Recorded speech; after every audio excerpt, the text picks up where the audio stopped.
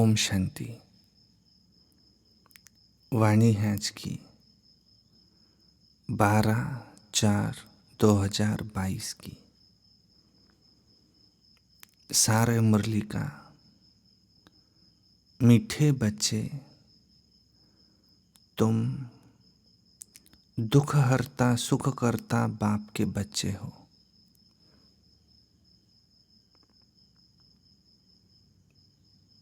तो तुम्हें मनसा वाचा कर्मणा किसी को भी दुख नहीं देना है। सबको सुख दो। प्रश्न है, तुम बच्चे मनुष्य से देवता बनते हो, इसलिए तुम्हारी मुख्य धारणा क्या होनी चाहिए? तो उत्तर है, तुम्हारे मुख से जो भी बोल निकले वह एक एक बोल मनुष्य को हीरे जैसा बना दे। तुम्हें बहुत मीठा बनना है, सबको सुख देना है, किसी को भी दुख देने का ख्याल न आए। तुम अभी ऐसी सतयुगी स्वर्ग की दुनिया में जाते हो जहां सदा सुख ही सुख है, दुख का नाम निशान नहीं है।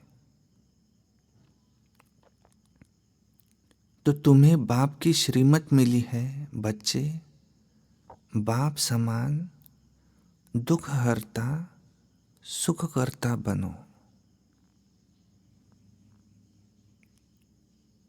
तुम्हारा धंधा ही है सबके दुख हर कर सुख देना। गीत है, इस पाप की दुनिया से कहीं और ले चल। ओम शांति। बच्चों ने गीत सुना। बच्चे जानते हैं हम पुरुषार्थ करते हैं। कौन सा? ऐसी दुनिया में जाने के लिए कि जहां एक तो माया नहीं होती और दूसरा कभी भी मनसा वाचा कर्मणा कोई भी कोई को भी दुख नहीं देता, और इसीलिए उसका नाम ही है स्वर्ग अथवा पैराडाइज, वैकुंठ। और वहां के मालिक लक्ष्मी नारायण का चित्र भी दिखाते हैं। अब प्रजा का चित्र तो नहीं दिखाएंगे, लक्ष्मी नारायण का चित्र है। तो जिससे सिद्ध होता है कि उन्हों की राजधानी में फिर ऐसे ही मनुष्य होंगे। भारत में ही ये स्वर्ग के मालिक थे जहां दुख का नाम निशान नहीं रहता है। मनसा वाचा कर्मणा कोई भी किसी को दुख नहीं देता है। बाप भी कभी किसी को दुख नहीं देते ना, उनका नाम ही है दुख हरता सुख करता। और वहां बैठ तुम बच्चों को पढ़ाते हैं। और इस दुनिया में तो सभी मनसा वाचा कर्मणा एक दो को दुख देने वाले हैं, और वहां मनसा वाचा कर्मणा सब सुख देने वाले हैं। परमपिता परमात्मा के सिवाय कोई भी स्वर्ग का मालिक बना नहीं सकता। बरोबर यहाँ स्वर्ग था। यहाँ भी देखो साइंस ने क्या क्या बना लिया है, एरोप्लेन्स, मोटरें, महल, आदि देखो कैसे बन जाते हैं। और वहाँ भी ये सारी साइंस काम में आती है। ऐसे तो नहीं है कि वैकुंठ कोई जमीन से निकल आएगा, जैसे दिखाते हैं कि द्वारिका समुद्र के नीचे चली गई। जो समुद्र के नीचे जाएंगी वह तो गलकर खत्म हो जाएंगी। तो नए सिर से सब कुछ बनना है। तो बाप से जबकि हम बादशाही प्राप्त कर रहे हैं, तो मनसा वाचा कर्मणा किसके भी प्रति बुद्धि से दुख देने का ख्याल नहीं आना चाहिए। भल यह है ही माया का राज्य, मनसा तूफान तो आएंगे, बाकी दिल में किसी को दुख देने का ख्याल भी नहीं आना चाहिए। इस समय सब एक दो को दुख देते रहते हैं, समझते सुख है परंतु वह है ही दुख। बाप से सबको बेमुख करते हैं। ये भक्ति मार्ग भी ड्रामा में नोंद है। इस ड्रामा को कोई भी नहीं जानते। वो लोग समझते हैं कि हम ये शास्त्र आदि सुनाते हैं, ये भी ज्ञान देते हैं। जप तप आदि करने से मनुष्य मुक्ति जीवन मुक्ति को पा लेंगे, ऐसे समझते हैं। अनेक प्रकार के रास्ते बताते हैं। कहेंगे बहुत समय से भक्ति करते आए तब तो भगवान आया। हम भी कहते हैं कि भक्ति का जब अंत होता है तो भगवान को आना ही पड़ता है, आकर भक्ति का फल देते हैं। तो वह सब भक्ति की लाइन में चले जाते। इसको कोई ज्ञान तो नहीं कहेंगे।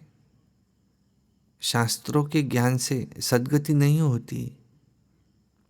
सृष्टि के आदि मध्य अंत का ज्ञान तो उनको है ही नहीं ना। तो ये तुम जानते हो कि प्राचीन ज्ञान और योग से ये भारत स्वर्ग बना था, तो जरूर भगवान ही सिखलाएंगे। कोई मनुष्य तो राजयोग सिखला नहीं सकते।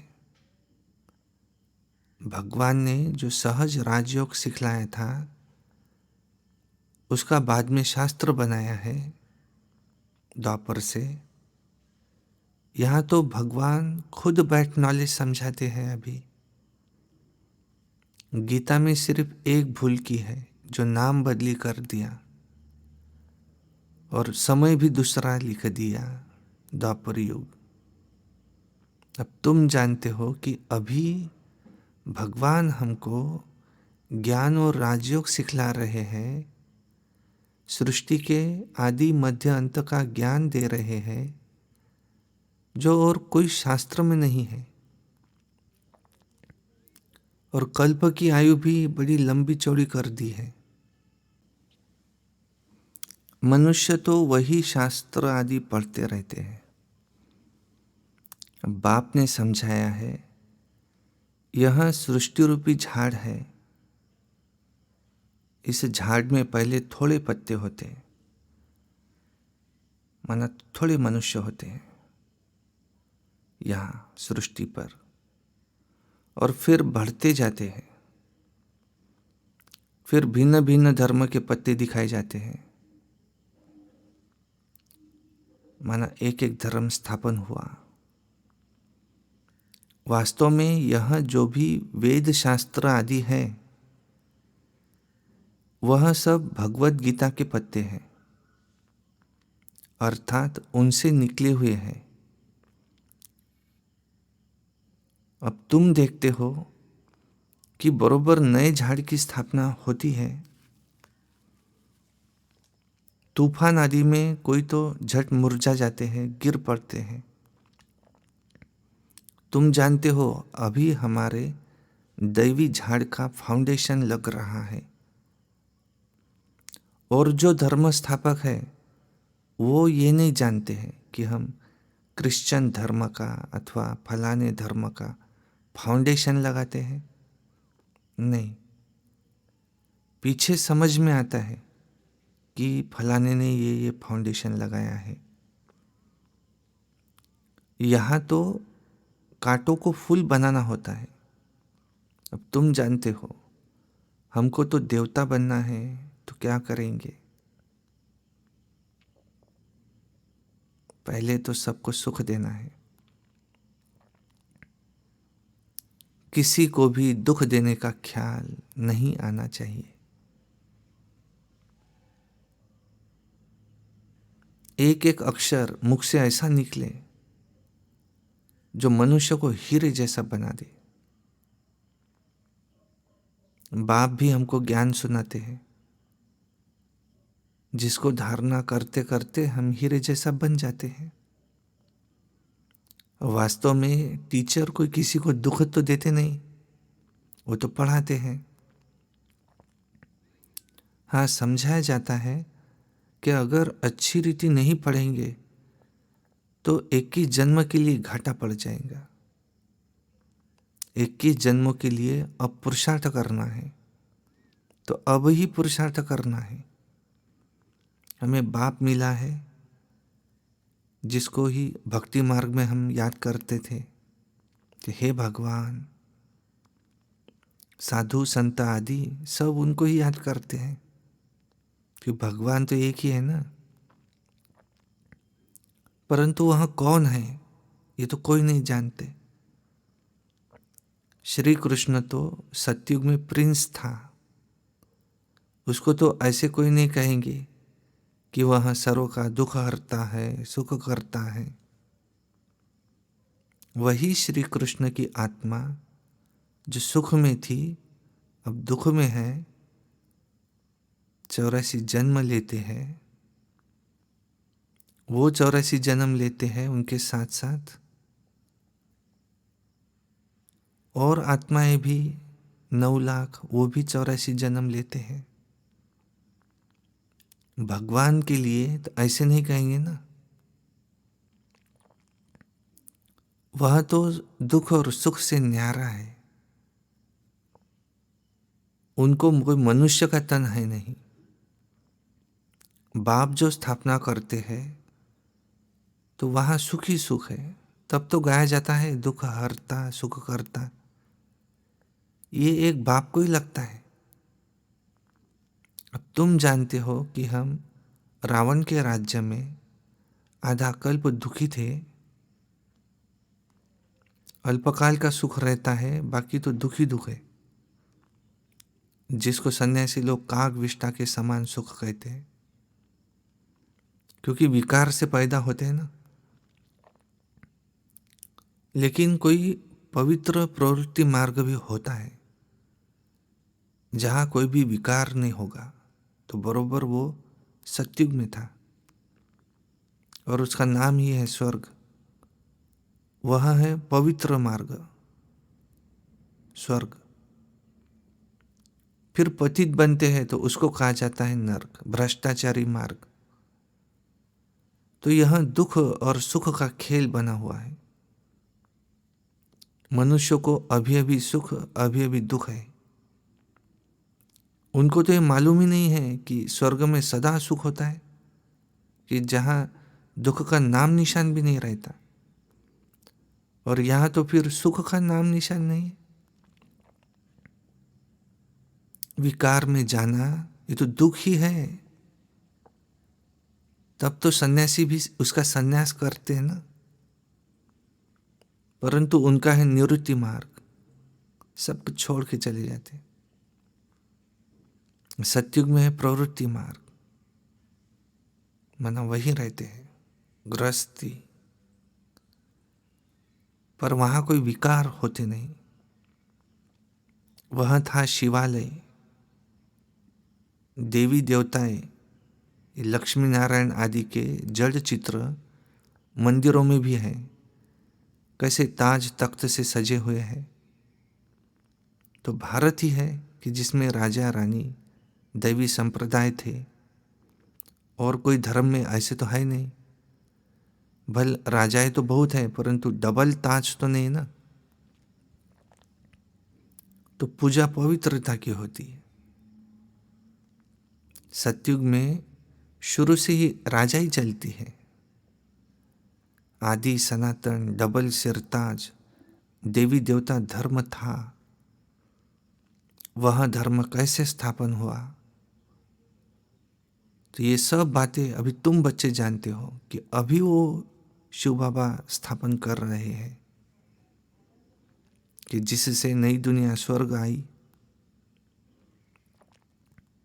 शिव बाबा की मत से तुम दुखहर्ता सुखकर्ता बनते हो। तुम्हारा भी यही धंधा है। जो बाप का धंधा वो तुम्हारा धंधा। सबका दुख हर कर सुख देना है। अगर तुम भी किसी को दुख देंगे तो कौन कहेगा कि यह दुखहर्ता सुखकर्ता की संतान है।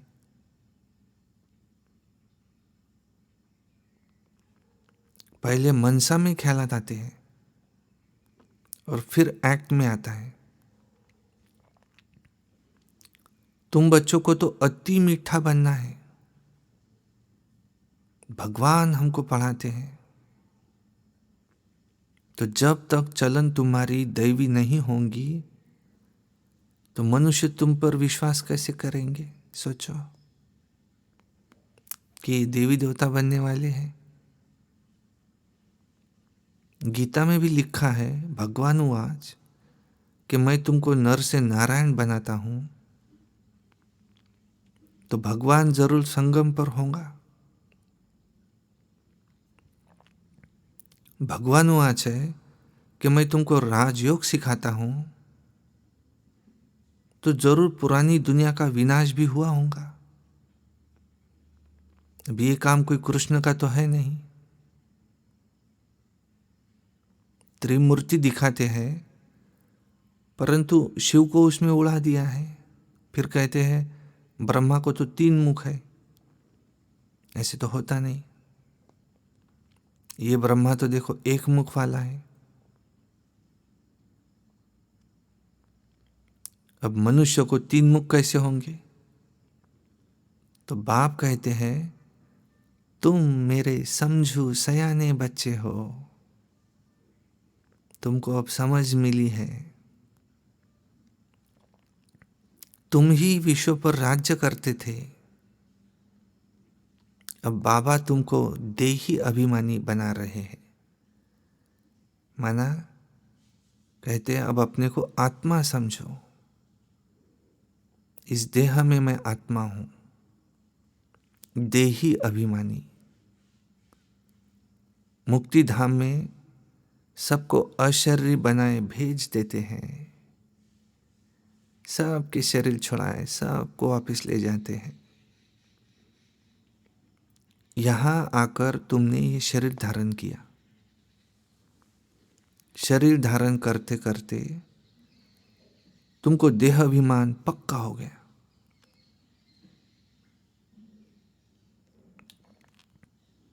अभी तुम अपने को आत्मा समझो कि मुझ आत्मा ने ही 84 जन्मों का पार्ट बजाया है और अभी यह हमारा अंतिम जन्म है। ऐसे से अपने साथ बातें करो। बाप कहते हैं अभी तुम देही अभिमानी बनो।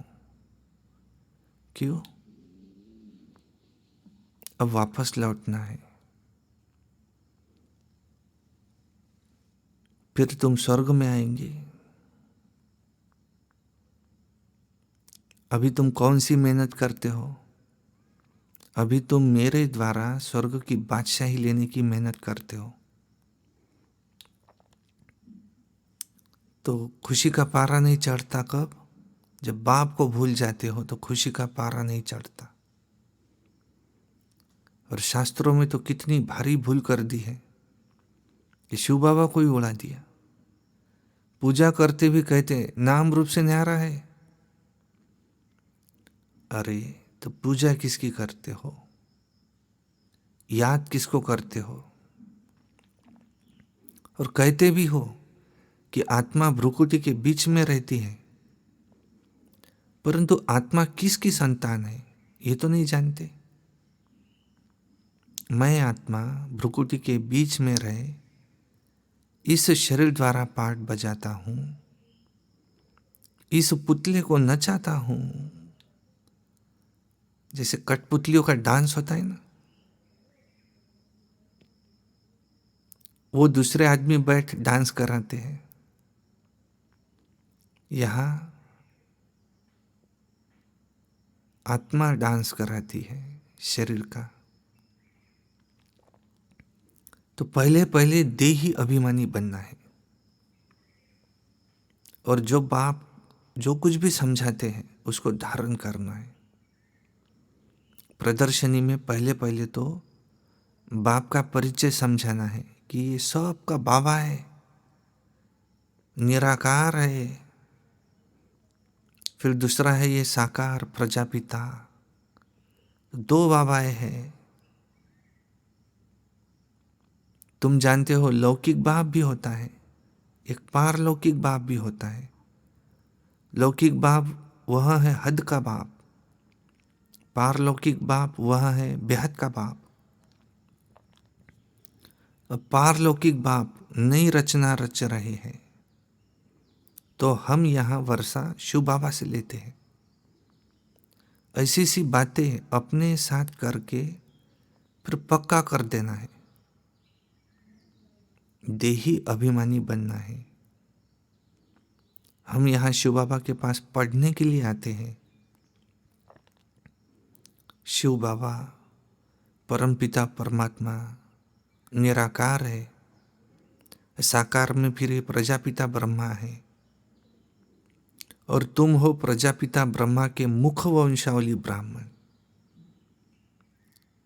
तुम भी ब्राह्मण, परंतु तुम हो मुख के द्वारा ज्ञान द्वारा पैदाइश। वो हम होते हैं कुख वंशावली ब्राह्मण। तुमको यहाँ एडॉप्ट किया है किसने? ब्रह्मा ने तुमको यहाँ एडॉप्ट किया है। तो तुम हो गए नई रचना ब्राह्मण। वह है पुराने जिस्मानी ब्राह्मण। वो कौन सी यात्रा कर रहे थे? जिस्मानी यात्रा कर रहे थे। तुम भी ब्राह्मण, तुम हो रूहानी। तुम बच्चे अभी श्रेष्ठ बन रहे हो, श्री माना श्रेष्ठ। यह है ईश्वरीय मिशन, भ्रष्टाचारी से श्रेष्ठाचारी बनने की। कोई मनुष्य तो किसी को श्रेष्ठाचारी बना नहीं सकता। वास्तव में सच्ची सच्ची सदाचार समिति भी तुम्हारी है। और तुम्हारा लीडर देखो कौन है? बाप कहते हैं मैं फिर से राजयोग सिखलाने आया हूं। यहां वही संगम युग है। अभी तुम मनुष्य से देवता बनते हो। तुम जानते हो कि हम शूद्र से अभी ब्राह्मण बने हैं, परंतु ब्राह्मणों की है चोटी। ब्रह्मा भी चोटी है। ब्रह्मा में जो प्रवेश करते हैं शिव बाबा, उनको इन आंखों से नहीं देख सकते। बाकी तो सबको देखते हैं, बुद्धि से जानते हैं कि यहाँ निराकार बाप हमको पढ़ाते हैं। ब्रह्मा को तो ब्राह्मण यहाँ चाहिए, सूक्ष्म वतन में तो हो न सके, तो एडॉप्ट करते हैं। और ये व्यक्त ब्रह्मा सो फिर अव्यक्त बनता है। यह बड़ी समझने की बातें हैं। सूक्ष्म लोक में है अव्यक्त ब्रह्मा। पहले पहले लक्ष्य को समझ लिया, फिर भले कहाँ भी बैठ पढ़ सकते हैं, परंतु मुरली तो रोजाना सुननी पड़ेगी। एक दिन भी मुरली मिस होने से फिर घाटा पड़ जाता है, क्योंकि एक एक पॉइंट बड़ी मुख्य गुह्य है, हीरे रत्न निकलते हैं। कोई फर्स्ट क्लास रत्न निकला हो और सोचो कि उस दिन मिस कर दिया तो कितना घाटा पड़ जाएगा। रेगुलर स्टूडेंट बड़े एक्यूरेट होते हैं, अच्छी रीति पुरुषार्थ नहीं करेंगे तो उच्च पद पा नहीं सकेंगे। यह तो बहुत बड़ी ऊंची पढ़ाई है। अब सरस्वती को बेंजो और कृष्ण को मुरली दी है, वास्तव में कृष्ण को भूल से दे दी है। देनी चाहिए किसको थी? ब्रह्मा को। है तो यहाँ ब्रह्मा, परंतु तुम जानते हो मुख है शिव बाबा का। माना मुरली सुनाते तो शिव बाबा है।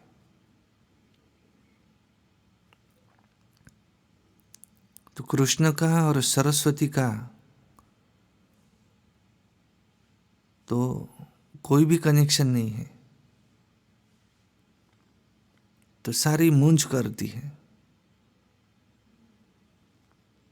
अच्छा, मीठे मीठे सिक्की लधे बच्चों प्रति माता पिता बाप दादा का याद प्यार और गुड मॉर्निंग।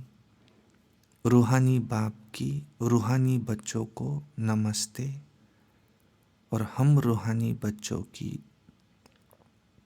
रूहानी बाप दादा को याद प्यार गुड मॉर्निंग नमस्ते।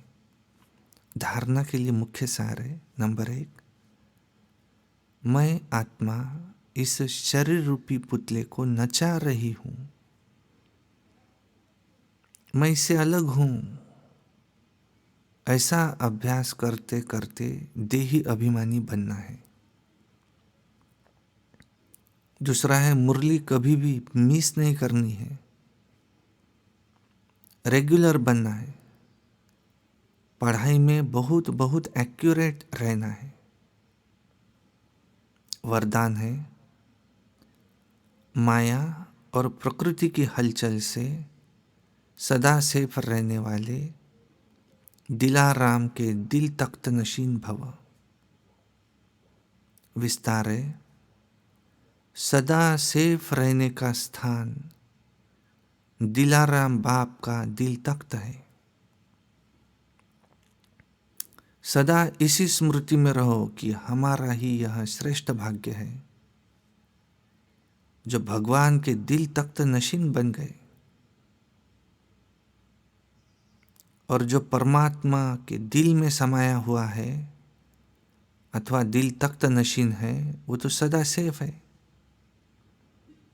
माया व प्रकृति के तूफान भी उसे हिला नहीं सकते। तो ऐसे अचल रहने वालों का यादगार है अचल घर। कोई चंचल घर नहीं है, अचल घर है।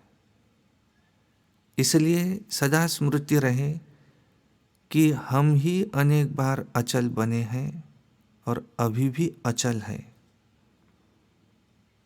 इसलिए माया और प्रकृति की हलचल से सदा सेफ रहने वाले दिलाराम के दिल तख्त नशीन भव।